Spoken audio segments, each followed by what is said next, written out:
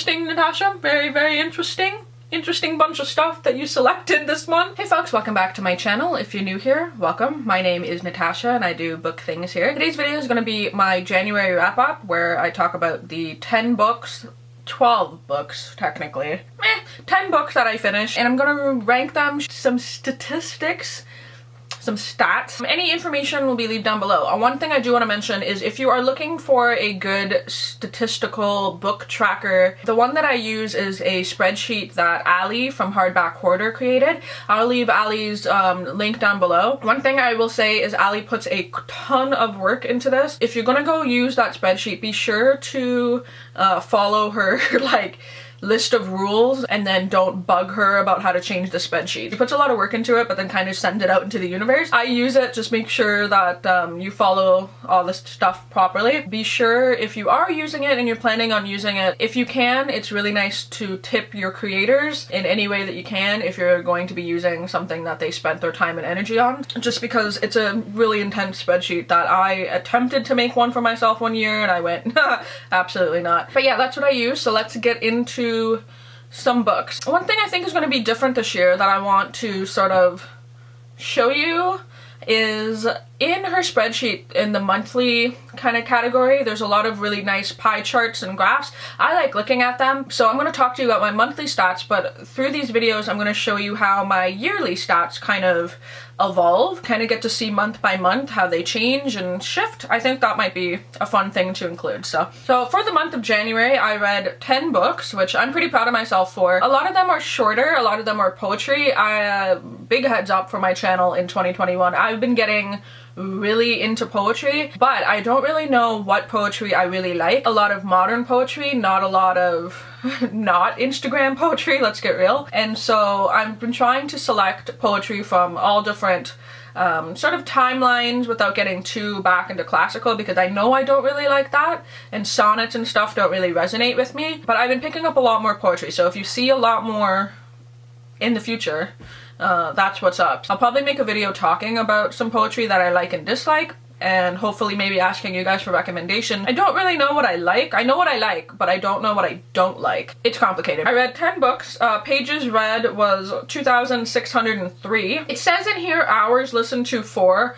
That's for audiobooks, but I think that's actually a little bit higher because I do read audiobooks while looking at my physical books, so a lot of the times I don't count an audiobook. My average rating for the whole month is a 4. So out of 10 books, just 4 is my average rating. And then through that I read 8 books that are own voices, which is pretty cool. So genres, before I even show you the books, I figured let's talk about some stats. That's kind of fun, so you can maybe think about some stuff that I might have read. I think on my channel I'm mostly known as somebody who reads a lot of horror, but then also contemporary. So you'll see sort of how my reading has changed, maybe. So my genres are as follows. So I read 1 contemporary, 1 fantasy, 2 historical, 1 nonfiction, 3 poetry, and 2 sci-fis as my main genres, which are weird. My reading is odd.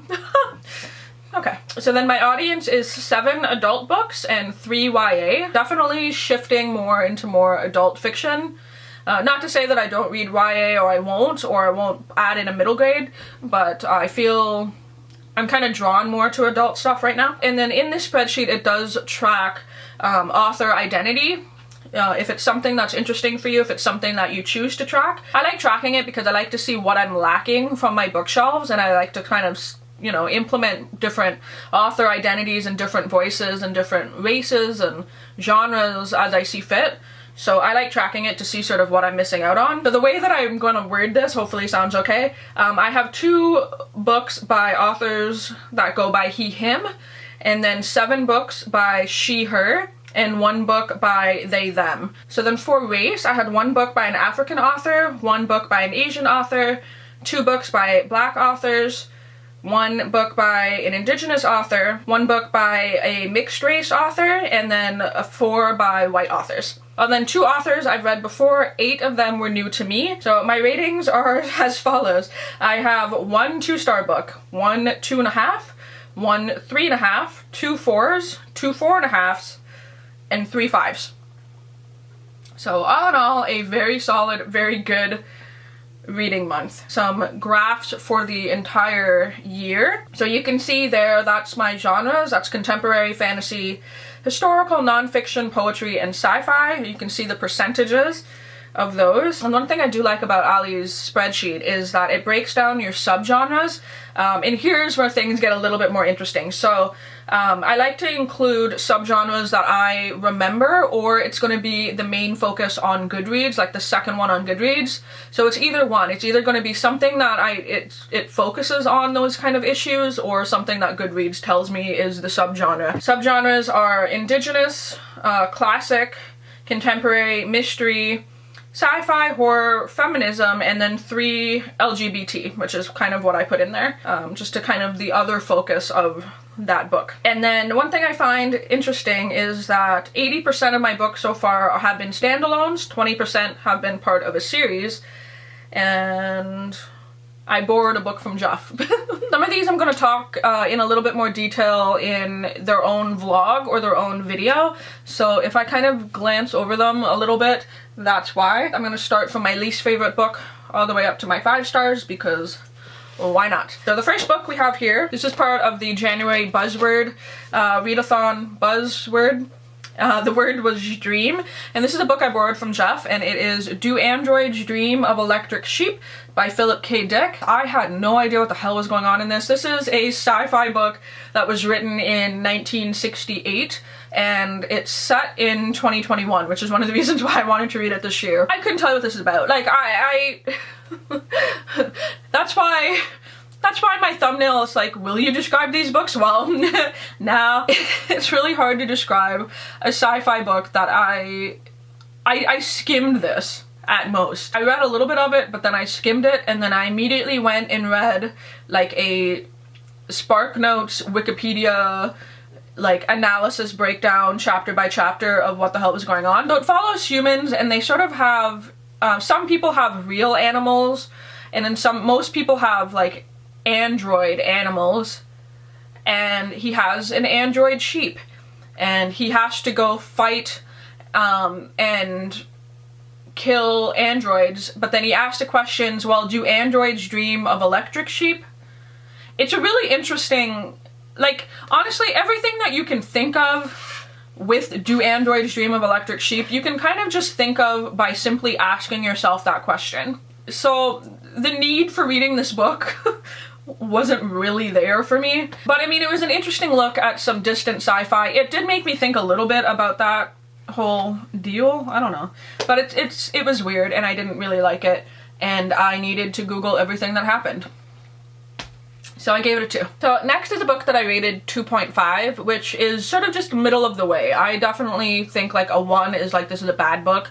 2.5, middle of the way. It's decent. It may not be for me. It may not have hit the way that I wanted it to hit, but it's still an average book. Please don't think that just because it's rated, anything rated below a 2.5, essentially, I didn't really like. Let's get real. So just clarifying that. But this next book is Chlorine Sky by Mahogany L. Brown, and I was really hopeful for this one, mostly because this is told in poetry and prose, and I wanted something that was similar to The Black Flamingo. What is it?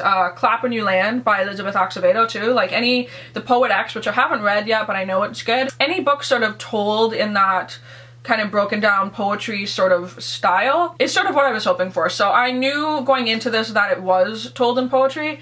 The only issue that I mainly had with this is that it was very forgettable in terms of what it was about, and so I read it really fast, inhaled it all, but then the story itself in it, I feel like it's short. I feel like it could have been a little bit longer, a little bit more fleshed out, and also it just didn't stick with me. There was one thing in here that it was all okay. It didn't really like have that one section or that one little bit that really got to me. So I think one of the reasons why it didn't really click with me might have been both the age range and the subject matter. So the subject here is sort of that high school age teenager who, realizing that their friend might not really be their best friend and sort of drifting away, and the introduction of rumors and figuring out what it means to like play sports and rumors and stuff. It just didn't hit with me, especially because I've been reading so much poetry that is a little bit more adult and a little bit more hard-hitting. I've read some really intense poetry this month, so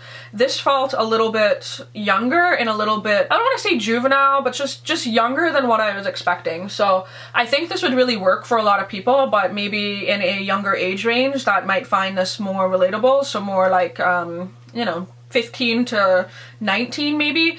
Just as a 32-year-old, it didn't necessarily work for me, so I ended up giving this a 2.5. Next is a book that I rated 3.5, and that is The Deep by Amal Katsu, and this book is freaking big and heavy. I think this is one of the bigger books that I read this whole month. This is, it's strange because this is pitched to me as like a horror book. It's in the horror section, it's like next to the Stephen King's, but really what this book is, and what I think if you're interested in this book you should know going in, because I didn't know, this is more of a historical book than anything. It's not necessarily even horror, it's not really even paranormal, which I thought it might go more paranormal, or even like a haunting. It's really more of a twisty historical tale. She focuses on historical events and then writes very good like spooky-ish kind of stories about them. I could see some people finding this eerie. I got nothing out of the horror part of this. I didn't find it really that spooky or anything at all. But she does focus on certain historical events. So the other one that I read focused on the Donner Party,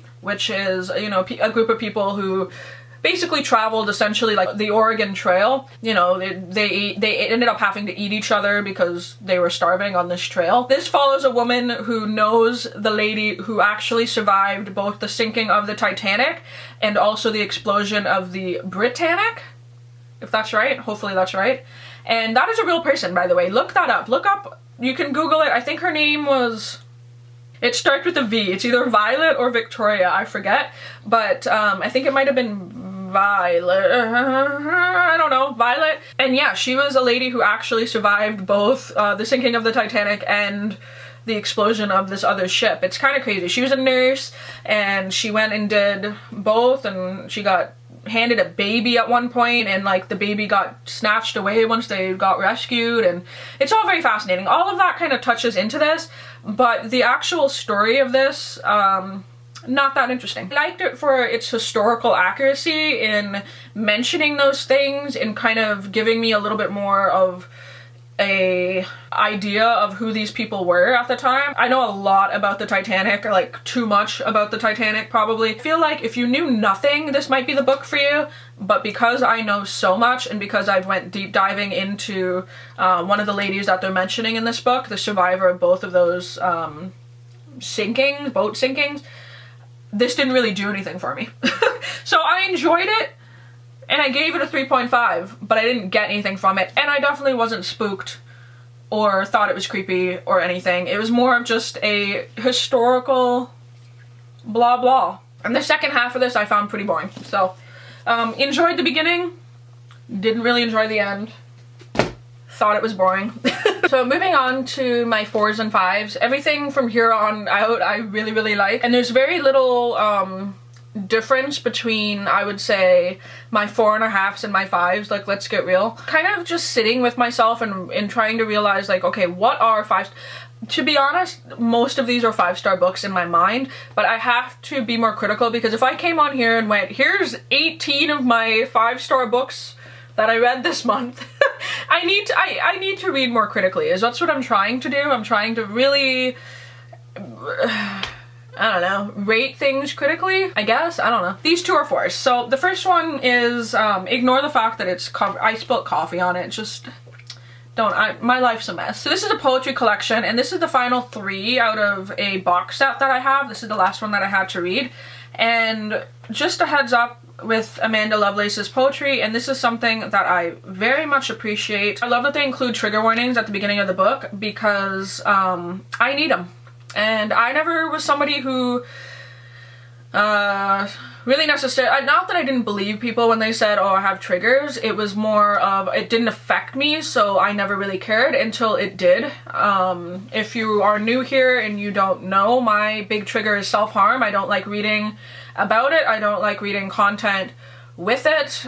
There's a specific part in that whole kind of idea that I cannot read about. I'm not even going to mention it here because I know other people who watch are also sensitive to that. But there is a very specific part of that that I cannot read. It upsets me, it thought spirals me. And so having trigger warnings in the beginning of this book that says, hey, this book is sensitive to child abuse, gun violence, intimate partner abuse, sexual assault, eating disorder, self-harm, suicide, alcohol, trauma, death, violence, fire, and possibly more. But then also putting, remember to practice self-care before, during, and after reading.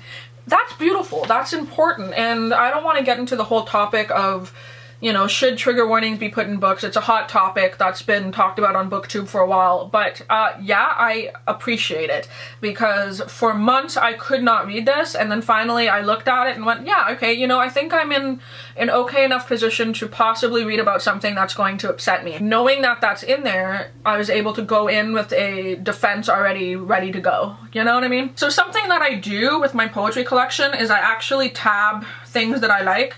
And so really my mark of a good poetry book is how many pages did I tab. I could get into some of my favorites. So this is one that I really liked as well. It says, when I was too frightened to take the plunge, you were the one who told me it was time to take a chance, that I was spending too many years reading about the grand adventures of fictional people and never trying to live them myself. Nowadays we may be strangers who only nod hello to each other from across crowded rooms, but I'll never forget what you did for me in that moment. Thank you for seeing the potential in me, because now I can finally see all the possibilities that were lying dormant in me too. For my childhood friend. Shit's gonna make me fucking cry. I cry a lot, by the way. I cry a lot when I read poetry, so like if a poetry book makes me cry, which this did, and I'm tearing up just reading that poem, yeah, it's great. The main reason why it's not a 5 for this one in particular is because there are a couple poems in here that seem very like Instagram-y, jumpy aroundy. The ones that I mostly like are more like little prose paragraphs. That tends to be something that I gravitate more towards as opposed to a couple of words on a page scattered next to an image. You know, like, I like those, I appreciate those, but like the stuff that really sticks with me are a little bit longer, like paragraph stuff. So yeah, I like this, I recommend it. Just be mindful of trigger warnings. Please be kind to yourself. Moving on, because I could talk about that in poetry for a while. So my next 4 that I have here is also a 2021 release. You'll notice a couple of them in here. I have actually pre-ordered a lot of 2021 releases. I'll say a lot, but like maybe 3 or 4 a month, which is like my personal goal, is to read that many new releases. More that I could want, and I do want, but I need to be reasonable with both my pre-orders, my spending, and what I'm capable of reading within a year. So I'm trying not to buy too many things and then just getting overwhelmed both by stuff that's already on my shelf and then stuff that's coming in. I'll make a whole video about stuff that I pre-ordered, and I might make those videos like quarterly. So the first one might be January to March. This is some of them for January, obviously, and then I have some coming in for February too. One that I've been very much anticipating. This is Last Night at the Telegraph Club by Melinda Lowe, and this is a historical YA kind of book, although it reads a little bit older, I'll be honest, especially in content. So this book follows Lily Hugh, who is 17 years old and living not in New York City, despite what I thought this book was set. It's in San Francisco, and it's in the 50s sort of like urban setting, which I really like. So it follows her and her family in an apartment. They live in Chinatown, and her parents are Chinese, and this book covers sort of 2 topics at once, which I really like for a historical book. So it has a lot of discussions. One of, you know, what it means to live in Chinatown, be Chinese in the 50s, and encountering the Red Scare. So a lot of people thinking certain people are communists and trying to deport people, and, you know, taking of passports and documentation. So it follows that, but then it also follows Lily discovering her sexuality and going to sort of underground lesbian bars, and then also those bars getting raided. It's just a really, really good combination of both of those 2 things in one book, and this is really, really good. The reason why I gave it a 4 was because I felt like it dragged a little bit, but really it's honestly up there with like a 5 or a 4 or 5. I think a lot of people are going to end up rating this really, really highly. I love both of those discussions, but then also sort of the aspect of found family and the romance in this as well. It was all really good. It was all just really, really good. I just felt like it could stand to kind of lose maybe like 50 pages. That was just sort of not really needed. Really is the only reason why I rated it critically and gave it a 4, not a 5. Overall, everything in this really, really good, and I loved it, and I would like to read more books like this. One that is similar, I have it up, I don't know where it is. If you like that, you will like this, is Pulp by Robin Talley. This is all about 1950s lesbian pulp fiction, which is mentioned in this book and is like a really fun sort of part of this. These two are very, very similar, so if you like this, read this. If you like this, read this. Both of those together are more or less kind of, not really the same story, but kind of have similar vibes, so there's that. I love this. I highly suggest it, especially if you're looking for a historical, like, LGBTQ story. It's really, really good.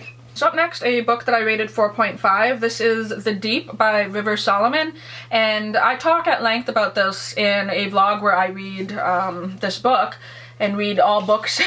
You may notice there's 2 in here that are titled The Deep, so that is a vlog coming up where I read books with the same title, so stay tuned for that. This one is really, really intense and really, I don't want to say dark. Dark is not the right word. It's historically dark in its subject matter. This follows the descendants of pregnant African slave women who were thrown off ships. It is both hopeful and devastating in that content, because in a way you like to think that, you know, the babies of these women formed this wonderful underwater community, which is what this book's about, but it's also horrifying and devastating in that that's what the creation story of this book came from. It's also, this book came from a song, actually, so it's all very, very intense. But the book itself, written beautifully. I just wished it was a little bit longer. That's the only thing. I wanted more of it. That's really the only reason why I gave it a 4.5, is I wanted a little bit more. I would suggest listening to this in audiobook format. There's some beautiful language in here. It reads really well. If you want to know proper pronunciations of names and language that's used in here, I would suggest listening to the audiobook. I would say go into this lightly, knowing that the content in it and the story behind it is extremely dark and very sad and very just overwhelming to kind of think about. Parts of history are not fun. I don't know how else to say that. So like this, but just be careful with this one because it's depressing. So speaking on the same term, books that have difficult subject matter that were both depressing and really well written seems to be a theme lately. This is a 2021 release, new release as well. This is by a sister pair, Maika and Maritza Mulait, and this is one of the good ones. Ooh, this book, while not being a 5, and there's one reason why, which I'll get into. While not being a 5, this is the one book I would say has probably stuck out to me the most of reading all of these. This is probably one that I'm going to talk about, mostly because of a twist in this that I did not see coming. This follows a group of sisters, so these 3 sisters, and the one sister is going to a social justice rally. So unfortunately some shit goes down there and she's a victim of police brutality, and her sisters sort of go on a road trip because the sister who died is a YouTuber. So definitely, you know, things that, like, as booktubers, if you're someone who makes content, you can definitely relate to. It's a little jarring. But they decide to go on a road trip that her sister had planned on vlogging prior to her death, and they go on this road trip and discover things about their history, really incredibly devastating things. But with all that being said, in this book, I did not know going in that this is also kind of a thriller. And so without getting too much into the spoilers of this book because I do not want to spoil it for anybody. There's twist in this that just, ooh, ooh, it upset me so bad. It both was shocking a little bit, but then also pissed me off. And was also like, ooh, like I haven't felt that way about a book in a really long time. Please note that there's a lot of discussions in this about what it means to be one of the good ones, like the title implies, meaning that if something happens to you, will you be labeled as one of the good ones? Are you good enough to be remembered? Which is like just hard to read about. It just left me with this unsettling pit. Sometimes you want your books to be light and fluffy, and sometimes sitting in your uncomfortableness with a topic, with a subject matter, is kind of what you want out of a book. Not necessarily want it, but it's nice to challenge that uncomfortable feeling in your gut, and this book gave me all of that. The only reason why I wouldn't say this was a 5, at least for me, is the very ending part of this that does border more on the thriller aspect, wrapped up too conveniently. Just for me personally, I think had it bumped maybe like 30 more pages and put a little bit more into the final resolution, it would have been a 5. That being said, I highly, highly recommend this book. It's amazing and just intense. I read it super fast, and just, I needed to talk to Jeff about this. Again, whenever I say that in my wrap-ups, if I need to stop a book and be like, Jeff, I need to tell you what happened in this book, you know that it's something. I posted a tweet, I think, on Twitter as well. I was like, this book just blew my mind, and yeah, so this is one that I really like. So this is a 4.5. Do recommend. I would suggest looking up triggers for this as well on Goodreads, just to make sure that nothing is going to upset you, and also looking up Own Voices reviews for this as well. So moving into my 3 5-star books, but I mean really those last 2 are basically 5 stars. So another one is another poetry collection as well. This is My Art Is Killing Me and Other Poems by Amber Dawn. Love this cover. But this is a poetry collection that talks mostly about the toll that art making takes on artists. There's also a lot of positive sex worker related content in this, so this is definitely a bit more graphic. So it is an adult poetry collection, so please go into that knowing that if this is something that interests you. So Amber Dawn, the author, was formerly a sex worker and talks a lot about their time as a sex worker. Sex work is something that I very much appreciate and very much value, and acknowledge that it can be very rewarding for people. It's something that I don't degrade people for doing anything with their bodies and with their self, as long as it's something that they want to be doing, and that they are making the conscious choice to do, and they're not forced to do something that they don't want to do, then I support it 100%. And so this talks a lot about being both an artist and a sex worker and what that means, and just some incredible poetry. So this is one of the poems that I particularly liked. It says, I'm an artist, a queer woman artist who's written about trauma. Social media presence is expected of me. Being public and being hated is just part of the job, right? Occupational hazard, professional dues. If we are going to be made to pay, then let's keep flipping the figurative billfold of our beautiful otherness. Can we make each other that promise? Let us be the buttholes we want to see in that world. Let us search for each other online and in the streets, and in mercy, please, in verse. Let us want for something greater than anxious arousal. Let us testify to this desire, record and share what we've learned about healing, what we are learning about being present, about being. We already know we are hated. Yeah, we already know which lines and which character spaces are torn down. So it talks a lot about social media too, and yeah, I really like this. This is probably one of the first poetry collections that I've ever read to where as a whole, like the entire thing is a 5. There may have been things that maybe didn't hit as much as other, but this as a thing is a 5. Again, not light, not dainty, not enjoyable, but important, and that's kind of been the stuff that I've been reading lately. I might need to read something slightly more fluffy soon. because I've been reading some intense shit. Another 5 was super recommended to me, and I'm happy I read it when I did. Also listen to this in audiobook, which I do recommend. That is Moon of the Crested Snow by Rabisha Grice, and this book is so good. So this is set up north in the winter in a Anishinaabe like community, and what happens here is so how do I say this? It's a simple yet realistic, which makes it uncomfortable, apocalyptic story of survival, if that makes sense.